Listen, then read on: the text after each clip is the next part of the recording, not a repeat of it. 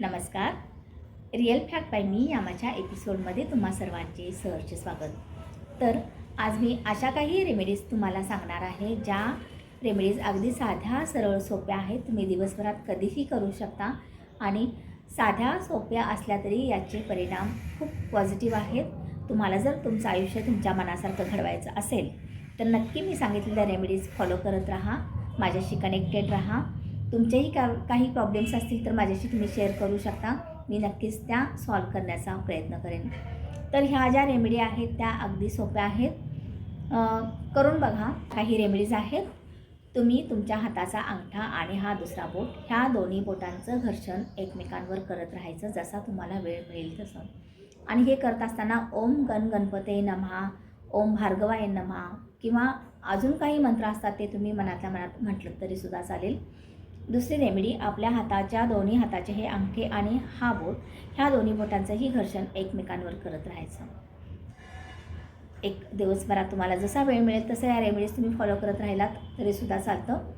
तिसरी रेमेडी अशी आहे, तुमच्या हाताचा हा शुक्राचा उंचवटा असतो. तुम्ही या हातावर रात्री झोपताना ह्या शुक्राच्या उंचवट्यावर गुलाबाचा अत्तर किंवा चंदनाचा अत्तर लावू शकता. शुक्रग्रह जर तुम्हाला मजबूत करायचा असेल तर त्याला शुक्रग्रहाला अत्तर खूप प्रिय आहे. त्यामुळे ही रेमेडीज तुम्ही नक्की फॉलो करून बघा. आणि रोज रात्री झोपताना अत्तर लावायचं आणि दोन्ही हातांचं घर्षण करायचं 1-2 मिनिटं आणि झोपून टाकायचं. त्यानंतर दिवसभरात तुम्हाला जसा वेळ मिळेल तसा एक हिरव्या कलरचा पेन घ्यायचा आणि त्या पेनाने हातावर स्वस्तिक, अर्थात ह्या शुक्राच्या उंचवट्यावरच लिहायचं आहे. स्वस्तिक काढायचं, ओम काढायचं आणि त्रिकोणी मंडल काढायचं. बघा, या गोष्टी तुम्ही नक्की फॉलो करा. पुढची आणखी एक रेमेडी अशी आहे, तुम्ही तुमच्या आंघोळीच्या पाण्यात मी अशा काही वस्तू सांगणार आहे त्या तुम्ही वस्तू टाकून त्या पाण्याने आंघोळ केला तर तुमचा ऑरा खूप स्ट्रॉंग होतो.